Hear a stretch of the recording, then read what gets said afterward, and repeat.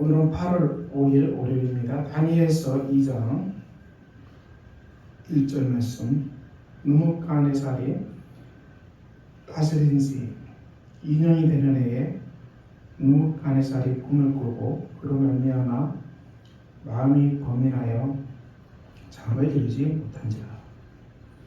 오늘 말씀은 바벨론을 통치하는 느부갓네살 왕에게 일어난 사건이죠. 이 왕이 밤에 꿈을 꾸었는데 그로 말미암아 마음이 범민해서 잠을 이루지 못했다, 이렇게 기록되어 있는데요. 이 말씀은 이 악몽을 꾼 거죠. 우리가 전에 잠을 잘 때 이 지독한 악몽을 꿀 수도 있습니다. 무서운 꿈이죠. 보통 무서운 꿈을 꾸게 되면은 보통 일어나죠. 깹니다. 그리고 너무 무섭기 때문에 잠을 잠시 못 이루고 한참 후에 정리하고 마음 평안하게 해야 다시 잠들 수 있습니다. 사람은 꿈을 꾼다는 건 참 놀라운 일이죠. 그런데 이 느부갓네살 왕이 아주 무서운 꿈을 꾼 건 분명합니다. 알 수 없는. 그래서 너무 무섭기 때문에 이 왕의 범민에 들어있습니다. 그 넓은 바벨론 제국을 통치하는 왕으로서 얼마나 마음에 스트레스가 심하고 걱정이 많겠어요. 우리가 정말 가난한 사람, 잃을 것이 없는 사람, 이들은 잠을 편히 달게 자겠죠. 그렇지만 우리 삶에 너무 많은 것을 가지고 있는 사람, 잃을 것이 많은 사람들은 범위도 크다는 것을 알 수 있습니다. 또 왕이 어떻게 합니까? 그래서 꿈을 해석할 사람들을 찾습니다. 백수, 술객, 점쟁이, 술사 다 불렀어요. 이들이 꿈을 해석하잖아요. 그래서 마음이 범민한다, 꿈 때문에. 그래서 이 술사들이 그 꿈을 종들에게 이루시면 우리가 해석하여 드리겠다. 꿈 내용을 가르쳐 달라는 얘기죠. 꿈 내용을 가르쳐 주면은 꿈을 해석할 수 있다는 것입니다. 그래서 자기가 꿈을 얘기를 해야 꿈을 해석하는 게 맞지요. 근데 왕은 모릅니다. 꿈이 무엇인지. 왕이 갈대아인들에 대하여 내가 명령을 내렸나니 너희가 만일 꿈과 그 해석을 내게 알게 하지 아니하면 너희 몸을 쪼갤 것이며 너희의 집을 거름토로 만들 것이다. 만일 꿈과 해석을 보이면 너희가 선물과 상과 큰 영광을 내게서 얻으리라. 그런즉 꿈과 해석을 내게 보이라, 이렇게 명령합니다. 왕의 요청은 분명합니다. 내가 무슨 꿈을 꾸었는지 꿈 내용을 말하라. 그리고 그 내용을 알게 하라. 너희들이 박수고 술사고 점쟁이면 능히 할 수 있을 것이다.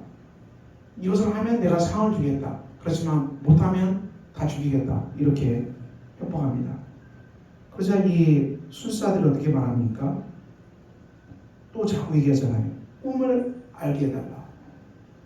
왕이 더 막 분노하죠. 시간을 지나고 하려는 것이다.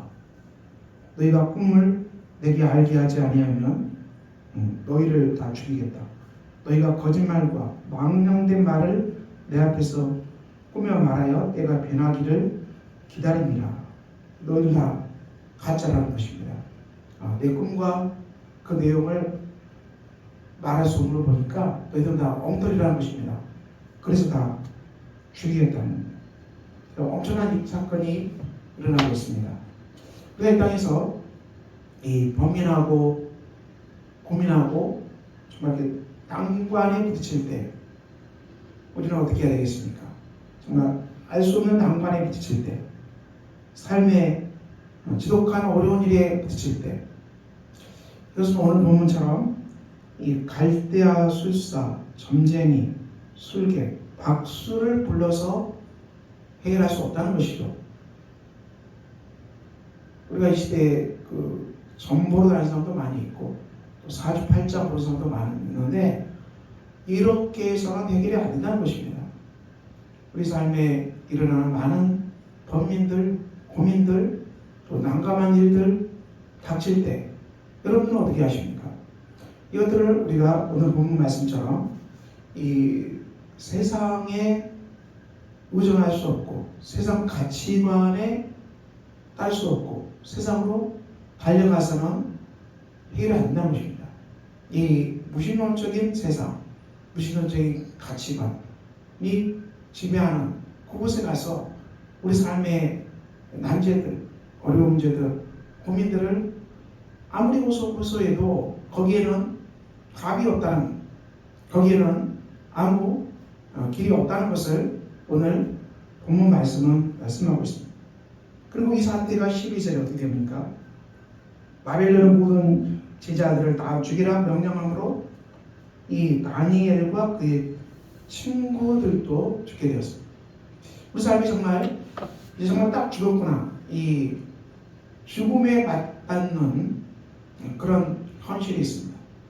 진짜 이게 앞이 안 보이고 답이 안 보이고 벽에 딱 부딪혀서 이제 꼼짝없이 내가 죽겠구나, 이런 일도 우리 삶에 벌어진다는 것이죠. 그럴 때 우리는 어떻게 해야 됩니까? 우리는 다시 성경의 말씀에 귀를 기웁니다. 로마서 8장에서 이렇게 말씀하고 있죠. 우리가 소망으로 구원을 얻었으니 보이는 소망이 아니니 보는 것을 누가 바라리요. 자, 우리의 궁극적인 소망을 이 영원한 하나님 나라로 우리를 인도하고 있습니다. 우리가 삶을 바라보는 관점이죠. 우리에게는 영원한 천국, 영원한 소망, 영생이 있다. 이것보다 더 큰 위로와 위안이 되는 것은 없다는 것을 성경은 말합니다. 우리가 이 땅에서 이 여러 가지 땅의 것들이 필요합니다. 물질도 필요하고 건강도 필요하고 여러 가지 지혜도 필요하죠. 그렇지만 이런 것들은 소망의 대상이 아니라는 것입니다. 사건을 볼 때, 이 땅을 바라볼 때, 왜냐? 이 땅은 이 지나가는 순례자, 나그네죠. 그리고 우리가 이 땅에 어떤 것들이 주어진다 할지라도 그것을 우리가 영원토록 소유하는 것은 불가능합니다. 어리석은 부자, 평생 먹고 살 창고를 만들고, 창고를 지었으면 이제 쉬고 즐기고 안식을 취하자 이렇게 말하니까 하나님께서 오늘 밤에 내가 너의 영혼을 취할 것이다. 우리가 아무리 많이 쌓아놓고 많은 부를 갖고 있다 할지라도 그것은 소망이 될 수 없다는 것을 말합니다. 오늘 밤이라도 우리가 떠날 수 있는 것이 우리 인간의 실존입니다. 그렇습니다. 우리가 오늘 밤에 우리가 죽을 수 있지요. 이것이 우리의 실제 현실입니다. 심장이 정상적으로 작동하고 있잖아요. 이 심장이 멈추면 바로 가는 겁니다. 살아있는 것이 기적이죠. 그러므로 우리가 이 땅에 많은 사건들을 대하고 많은 어려운 일을 당하겠지만 그런 것들이 영원할 것처럼, 마치 그것이 평생 갈 것처럼, 그것이 없으면 우리가 죽을 것처럼 그렇게 바라보지 말자. 우리에게는 우리에게 있는 소망은 보지 못하는 것이다. 이렇게 소망을 분명히 하고요. 삶의 사건에서. 그래서 우리가 삶의 사건이 일어날 때마다 이것은 내가 잠시 지나가는 것이지, 이 땅에 잠시 일어나는 것들이지, 나는 영원한 하나님 나라로 가는 순례자이므로 잠시 겪는 거야. 이렇게 우리가 바라봐야지 이 땅의 고민과 어려움들이 마치 영원히 계속될 것처럼 그렇게 바라보지 말자는 것이죠. 이 모든 것들은 지나간다. 이 모든 것들은 다 지나가는 거 아닙니까? 솔로몬이 전도에서 말한 것처럼 헛되다. 내가 지상에서 정말 열심히 뛰어다녔지만은 바람을 잡는 것과 똑같다. 잡을 수 없는 것들, 바람은 똑같다. 그렇게 솔로몬이 탄식하잖아요. 우리가 이 삶을 바라보는 이 온전한 관점이 필요합니다. 그리고 우리가 어떻게 해야 됩니까? 이 성령도 우리의 연약함을 보시나니 우리가 마땅히 기도할 바를 알지 못하나 성령이 말할 수 없는 탄식으로 우리를 위하여 친히 간구하시니라. 기도해야 한다는 것입니다. 공적으로는. 근데 기도는 우리가 성령 안에서 기도하라. 성령의 기름 부으신 가운데 기도하라. 성령의 충만한 가운데 구하라. 그리고 성령이 간구하시는 그 음성을 들으라. 이 말할 수 없는 탄식으로 기도하시는 성령님과 함께 기도하라. 그때 성령께서 하나님의 뜻대로 성도를 위해서 간구하시니라. 우리 삶에 많은 사건들이 일어나겠지만 우리가 성령 안에서 하나님 앞에 간절히 기도할 때 삶에 이 세밀한 음성을 듣고 어떻게 할지 적용점을 찾아가는 것입니다. 우리가 적용점, 이런 난감한 사태가 발생했는데 내가 참고 기다리고 믿고 바라봐야 됩니까? 하나님 제가 인내해야 됩니까? 하나님 제가 경청하고 드려야 됩니까? 만사를 회복시키는 하나님 앞에 온전히 맡기고 잠잠히 주님 의지하고 그 신앙 가운데 걸어가는 것이 맞습니까? 지금 제가 이 상황에서 무슨 말을 해야 되고 어떻게 행동하는 것이 맞습니까? 우리가 잠시 지나가는 이 세상 앞에서 지금 제가 어떻게 행동하는 것이 맞습니까? 이렇게 우리가 성령 안에서 세밀한 음성을 듣고자 간구하는 것입니다. 엘리야가 이 갈멜산에서 바알들을 다 처단하고 다 죽여버렸죠. 탈취해버렸습니다. 그러고 탈취해버리자 엘리야가 이세벨의 우역하는 목소리에 도망가버리죠. 그렇게 안 해야 됩니다. 그리고 도망가서 노뎀나무 아래에서 하나님 앞에 탄식하잖아요. 그런 엘리야를 하나님께서 회복시키시고 엘리야에게 이 세미한 음성으로 말씀하시잖아요.